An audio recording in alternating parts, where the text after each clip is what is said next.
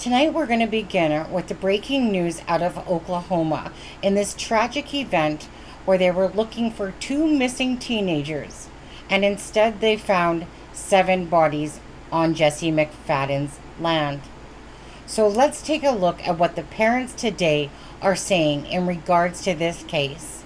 Down to the scene, talk to us just why you wanted to go back there this morning. I wanted to see her. I wanted answers. I wanted to go on the land and get the answers myself, and I know I can't. But we need to be told the answers of everything here soon. I'm tired of hearing we can't know right now, and it's frustrating. We need to know. Everybody needs to know. And kind of tell us, this weekend, I know you were contacted. Just kind of talk about how the events unfolded and how you learned about everything. Well, she was supposed to be home. Now Start from that the every beginning. Okay, so Saturday she was going out. They were going to go to the mall and then main event, which they did, and spend the night. And as far as we knew, it was As they've done before. yeah. Ivy They- and Brittany were going to Tiffany's, so nothing out of the ordinary. Me and Ivy were Snapchatting up until about midnight Saturday night, and then Sunday I got a message from her, which was a little different, but I didn't think nothing of it. It was, hey, we're going to run to McAllister. We have to go. Jesse's got to work on like the ranch or fence, whatever, which they've gone before. So again, didn't think nothing of it. But usually I get, hey, Mom, is that okay? Or I love you. Didn't get that, but I didn't think much. I said, okay, try. She said, we'll be home by 5. I said, okay, if you can, a little earlier because, school tomorrow type thing. Okay, I'll let you know type thing. No, I love you. No, none of that. Then I get a call from Jesse a little while, about 5 or so, saying, oh, yeah, we're still out here in McAllister. The phone was really cutting out. Not getting good service. I said, okay, keep me updated. And that was the last And contact. that probably... I believe the girls were already gone at that point. And this is new information that you guys are sharing with us. Yes. They never made it to McAllister, so. He planned it all. And when he sent that text or call or whatever to what's her name, the girl that he made contact with when he was in jail, the reason why he was going to court, or supposed to go to court yesterday, he told her that what's going to happen is going to be all her fault. So he planned it ahead of time. Why do you feel that your daughter was involved in his... I feel the evil in him wanted to get back at the world, and he wanted to hurt the people that he loved most. And our daughter was best friends with Tiffany, his daughter, and they were inseparable. They did everything together, and I think he just wanted to act out at the world and take as many as he possibly can.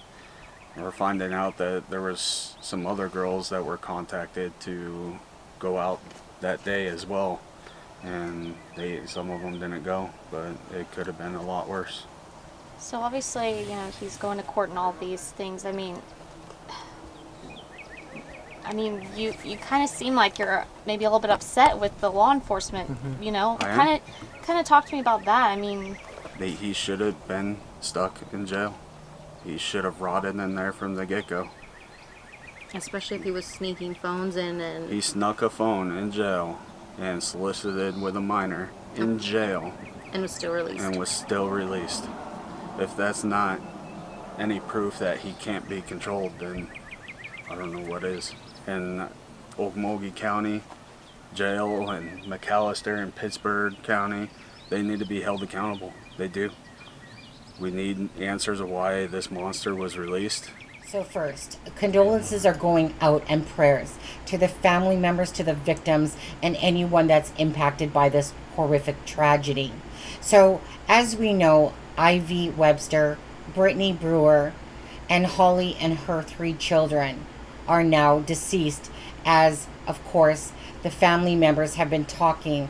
So Holly's mother had said that she had lost her daughter and her 3 grandchildren, and of course the other 2 are Ivy Webster, Brittany Brewer, and of course the seventh person being Jesse McFadden. Now, Jesse McFadden had a court date on May 1st, and the father of Ivy was speaking, of course, in that video, saying that, Jesse obviously probably had anger towards the world, hence why he did it, and that actually other people were invited to join along. So this could have been even more fatal than it already was.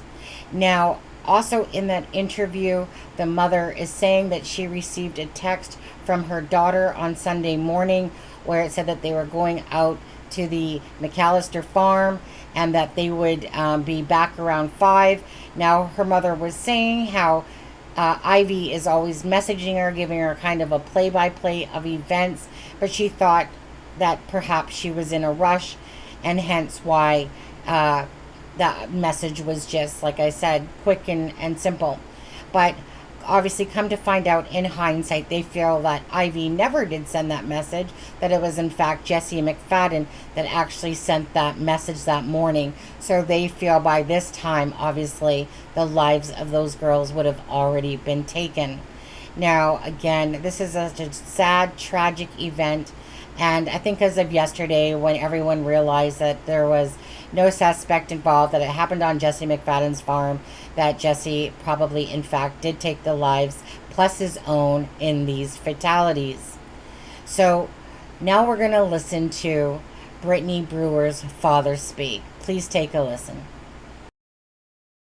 Father mourning the loss of his daughter. I'm just lost. I still, it hasn't sunk in yet. I still think she's going to walk in right behind me or walk up next to me. It still hasn't sunken in that she's gone. And her siblings now mourning the loss of their sister. They're just taking it really tough and hard. I mean, they're just, words can't describe. Community members, students, and families gathered Monday to remember and pray for all the victims involved in the Henrietta tragedy. The victims' classmates ending the school year without them. I knew Ivy really well. She was a great person. Great personality. Ivy's brother spoke to us after the vigil, a devastating void now in the Webster family. A lot of crying, really sad. I mean, only daughter in a house full of boys, so obviously my mom's super upset. The tragedy, a shock to the community and a heartbreak to the families that can't be understood. Horrible, truly tragic, especially because we've known this family for like 2 years now. But Brewer says the families are finding a sense of healing from the community. And Oklahomans come together, and God's got us in Oklahomans, and we'll get through this. It's just another tragedy, and we'll get through it. Okay, so you guys, as we learned yesterday, that multiple law enforcement officers, the OSBI, and the medical examiner were outside of Jesse McFadden's property, and they were waiting on a search warrant. Now, Jesse is a convicted felon that was supposed to be in court on May 1st, which was yesterday, on CP-related charges. Over the weekend, Ivy Webster and Brittany Brewer had a sleepover at Tiffany McFadden's. Now, that is Jesse's stepdaughter. They were supposed to go tourist swimming on a ranch on the McAllister farm, but they never showed. No one had heard from Ivy, Brittany, Tiffany, Tiffany's 2 brothers, and Jesse or his wife, Holly. Now, this lady spoke to Ivy's mother, who said Ivy's Life 360 which is a phone tracking service, was turned off, and that she was unaware of the McFadden's criminal history. She says it's extremely unlike her not to respond to text or phone calls. The home of the McFaddens is on the outskirts of Henrietta. Okay, so one of the news reporters on Fox 23 had put this on one of the broadcasts that they were doing today. Now, in it, a CP victim had contacted this news reporter, and she had basically gave her some messages that were sent to her from Jesse McFadden. So, as we can see here, there's a selfie of Jesse McFadden, and then it says Holly unsent a message. So, I don't know about you guys, but I'm thinking that this is Messenger, because whenever you send something on Messenger and retract it, it will say Holly unsent a message, or that you unsent a message. So do you guys think that this is on Messenger and was Jesse McFadden on Holly's Messenger, and that would mean that the CP victim that was pressing charges, or part of the CP charges for May 1st, was on Holly's Messenger list or Facebook. So Jesse McFadden says, I did exactly what I promised I would do when I got out. I got a marketing job, making great money and being advanced. Been there 2 years now and made a great life, like I promised I would do with you. So this is where I'm confused a little bit too, because he's married to Holly, and Holly's one of the victims. So it's not like he would be on Holly's account and then I'm sending a message. She's married with him. She was with him that day. This is a different victim. This is someone that's part of the CP that was supposed to happen on May 1st. So, like I promised I would do with you. Now it's all gone. I told you I wouldn't go back.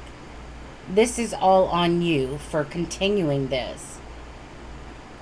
I think that's, pretty safe to say that we can assume what's going on here and what happened for the most part yesterday. And obviously there was no way that he was going to go back. And he decided that he was going to take the lives of everyone, including himself. In fact, that he actually, again, as I said earlier in the video, that he actually wanted more people, and there could have been more fatalities. What do you guys think about this message, and with the fact that it says Holly and sent a message? Again, so figure it out with me. Leave a comment in the comment section of this video. Thank you very much for watching. You guys have a great night and have a blessed evening.